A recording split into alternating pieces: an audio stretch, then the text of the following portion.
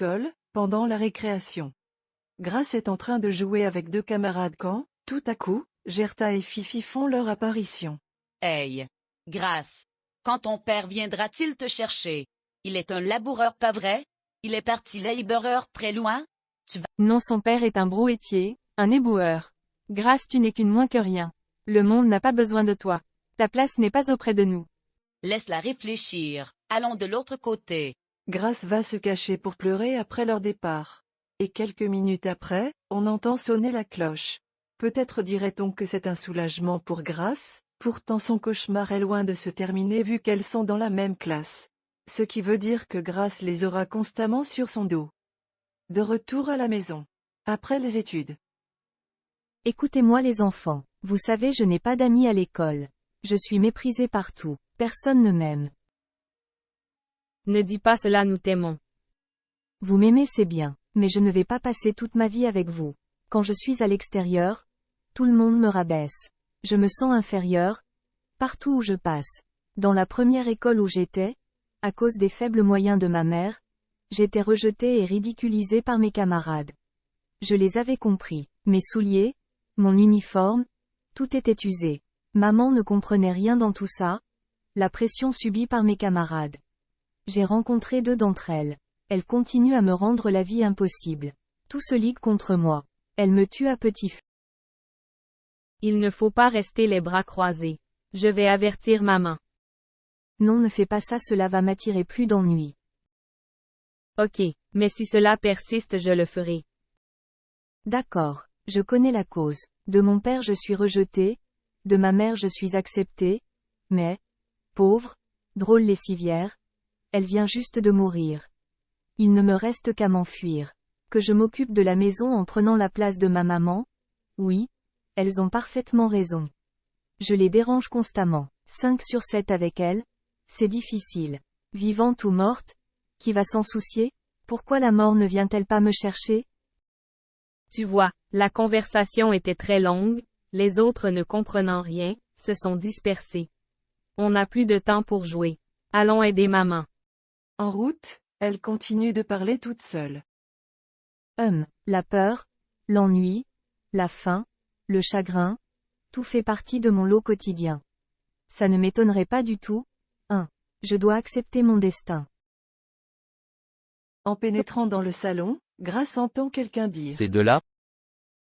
Je les connais, ce sont les enfants de la lavandière. Ils vont briser votre foyer. Ne dépensez pas pour eux. Faites-les travailler dans les champs, plutôt que de les envoyer à l'école. Non? Je ne te félicite pas, mon frère. Quelqu'un m'a confié une responsabilité, si je n'étais pas capable, je devrais décliner. Mon frère, j'ai des enfants et tu en as aussi. Si je les maltraite, quelle sera ma récompense? Tout enfant a besoin de protection, pas vrai? En voyant des enfants abandonnés ou abusés, tu ne penses à rien? Tu n'as pas de conscience? Si c'étaient les miens, la vie n'aurait aucun sens pour moi. Ils viennent tous deux de 2 parents. La mort les sépare de leur mère. Grace, son père est inconnu. Moi, quant à lui, son père est décédé. Merci de m'avoir visité, mon frère.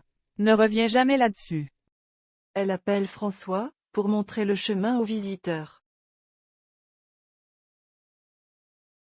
Après le départ du visiteur, Grace va trouver Madame Paul. Madame, je t'en prie, ne l'écoute pas.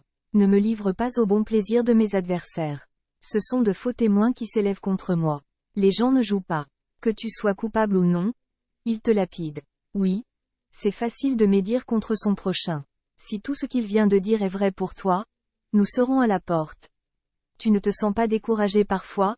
Madame, il est dur d'être pauvre, mais il est encore plus dur d'être seul. Si avant la mort de votre maman, je vous avais déjà pris dans mes bras, il n'y a pas de raison de dire que vous êtes seul. Oui, je me sens découragée parfois, non avec vous, mais avec les ondits, après je reprends courage. Ma mère est partie sans voir notre avenir. La mort est méchante. Oh! La mort. Pense à ton avenir. Tu as un défi à relever. Avant d'aller se coucher, Grace et Louise dans leur tête-à-tête. Pourquoi ton père est-il si différent? Son comportement a toujours été ainsi, je ne sais pas quand arrivera le jour où je quitterai ce château et pour ne plus jamais revenir. Je n'étais pas préparée pour faire face à ce genre de situation. Je ne sais pas vraiment ce qui lui est arrivé. Certes, il était négligent, mais aujourd'hui. Sois patiente, les jours passent vite. Tout le monde veut me détruire sans se rendre compte ou du moins ils font semblant de ne pas comprendre ce qu'ils font. Il a les yeux fixés sur moi, la victime, non sur mon père qui m'a abandonné, et a voulu à tout prix me tuer dans l'œuf en le prenant pour un saint. Papa ne nous sourit plus. Il ne nous emmène ni en vacances ni en promenade. Pourrais-je un jour rencontrer mon soi-disant père pour le regarder droit dans les yeux pour qu'il me dise la vérité? Maman est morte, je ne trouve personne pour me dire qui est mon père. Ne te tourmente pas, maman t'aime. Tu as bien dit. Ta maman m'aime. Ma mère me disait souvent, livraison arrive par commande. Si on ne commande pas de livraison. Et ce que tu commandes arrivera à ton adresse. Maman n'avait pas commandé, ou elle l'avait fait par erreur. Que veux-tu dire? Sois clair mon ami. Selon moi, ce n'était pas l'amour qui attirait mon soi-disant père vers ma mère. Ce jour-là, il avait un besoin, c'est tout. Elle n'avait pas commandé, j'en suis sûre. Je ne comprends rien de tout ce que tu dis. Mais laisse-moi te dire qu'il regrettera tôt ou tard sa négligence. Il va tellement souffrir qu'il maudira le jour de sa naissance parce que pour moi le jour où l'on est né vaut plus que toutes les autres fêtes. Laisse-moi te raconter une petite histoire. J'ai été victime d'un incendie. Excuse-moi Louise, tu es mon amie? Je peux te raconter tout? Oh oui, je le suis de tout cœur. Vas-y. Ok, après nous allons nous reposer. Un jour j'étais seule à la maison. Maman était allée chercher de l'eau et acheter aussi quelque chose à manger. J'avais 4 ans. Elle me défendait toujours de jouer avec le feu car c'est dangereux. Je lui avais répondu de façon affirmative. On nous met en garde souvent. Ok, ce jour-là j'avais grand faim et la maison était vide. Maman a pris plus de temps que d'habitude pour revenir. J'ai renversé la chaumière pour trouver quelque chose en vain. J'étais tourmentée et mon esprit travaillait. J'ai traversé la cour, je voyais des feuilles de gombo sans fruits. J'ai pris quelques bourgeons et je les ai mis dans une marmite. J'ai rassemblé des morceaux de bois et j'ai allumé le feu. Pour la première fois, j'allais préparer un prétendu repas. Après une ébullition j'ai pris une cuillerée. Oh, c'était très bon. Je tenais la marmite avec ma petite jupe pour la déposer quelque part. Mais je n'ai même pas eu le temps de la déposer que tout à coup j'ai senti une chaleur monter de ma jupe à la main droite. Voulant la combattre sans perdre ma cuisson en vain.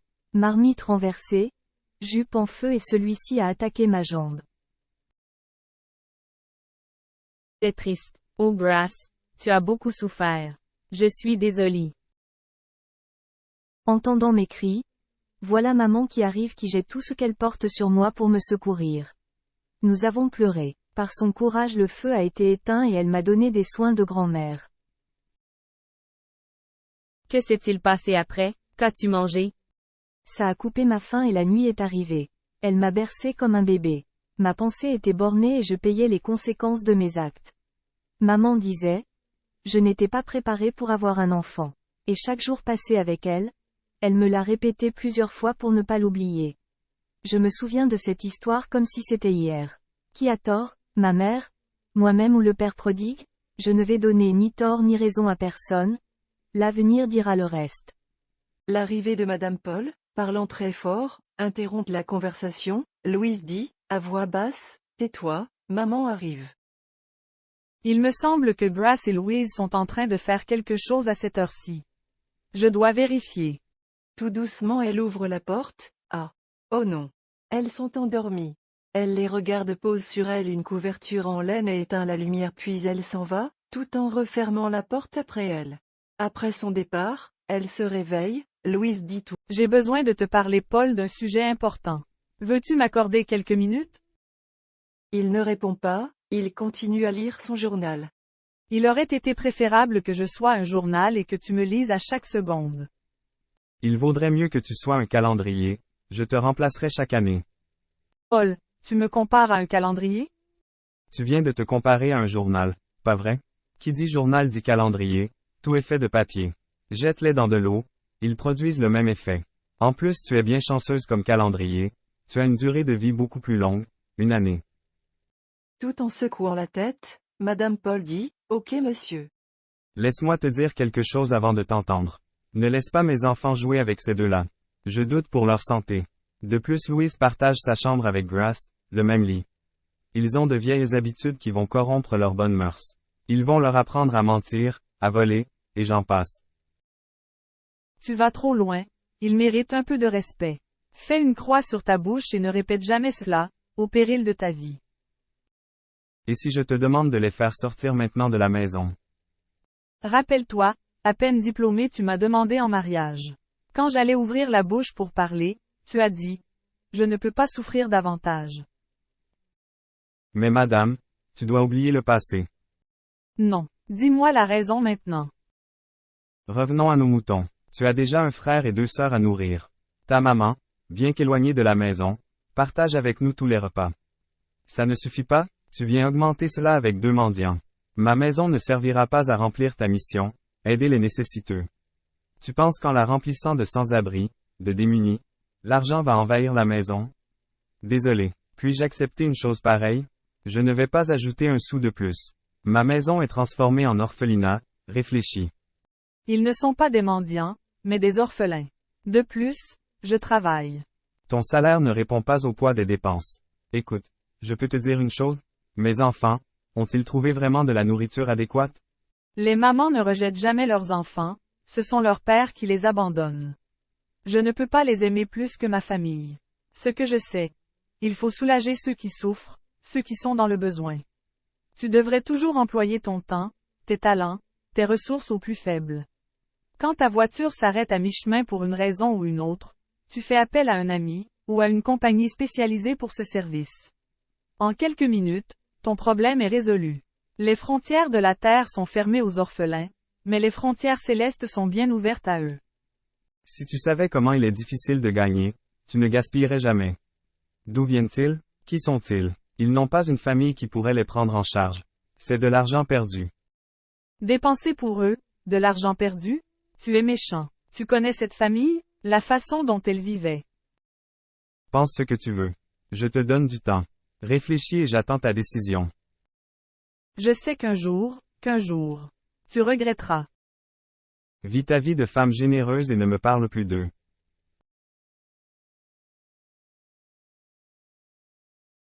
Le pauvre oublie vite le passé, car il n'a rien à espérer. Il doit sortir pour s'approvisionner. Pourquoi tu t'inquiètes tant pour lui? C'est un vase qui n'a pas de prix. La voix du sang d'Hélène crie, cherchant l'arbre d'où vient son fruit. Madame, veux-tu me laisser en paix avec Hélène et ses enfants? À la naissance, les enfants sont bien nés, mais c'est la société qui va les influencer. Si tu réagis mal envers eux, ce serait bien facile pour eux de briser des vœux. Ils ne seront pas les seuls à subir les conséquences, les tiens aussi. Essaie de bien te conduire vis-à-vis d'eux et tu verras. Tes enfants te regardent. Pour une fois de plus, cesse de les traumatiser. On ne peut pas détester quelqu'un sans raison. Profite bien de ta journée Paul, si tu veux vivre. Fais un effort pour porter du fruit. Mais je ne suis pas un arbre. Comment porter du fruit? Tu pourrais comprendre lorsque je te dis de porter du fruit. Tu es un homme misérable. Si tu ne changes pas d'avis, les épines et les ronces croîtront dans ta tente. C'est pour être populaire que tu agis de la sorte. Tu oublies vite que c'est grâce à moi que tu as de la valeur. Quoi, grâce à toi? Tu ne parles pas de moi, j'espère. Depuis toute petite, je m'estime et je connais ma valeur. Personne, je te dis personne, ne peut me rabaisser, pas même toi qui as perdu la tête ou qui prétends être fou pour dire ce que tu veux. Fais gaffe, je suis allé à l'école. Mes parents m'ont bien eu accent aigu du quai et j'ai appris beaucoup de choses de la vie. En parlant de valeur, je pouvais trouver quelqu'un de meilleur que toi. Mais non, l'amour a fait en sorte que je m'ouvre à toi. Estime-toi heureux plutôt de m'avoir comme épouse et mère de tes enfants. Corrige ta bouche et n'ose même pas me le redire ni l'imaginer.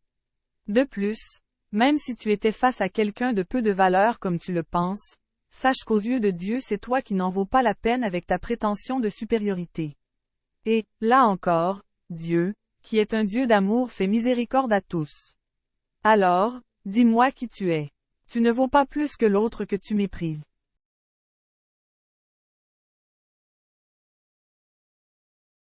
Papy, nous avons besoin d'argent pour acheter des sucreries. Vous savez que les sucreries ne riment pas avec la santé? Mais je vais vérifier pour voir si j'ai des billets. Il cherche et trouve des billets et donne à chacun $1, mais Louise dit, « Papy, Grace et Maurice sont devant la porte. Où est leur part? » Je n'ai pas d'autre billet ma fille, je ne vais pas laisser mon bureau sans argent. Partez, allez jouer.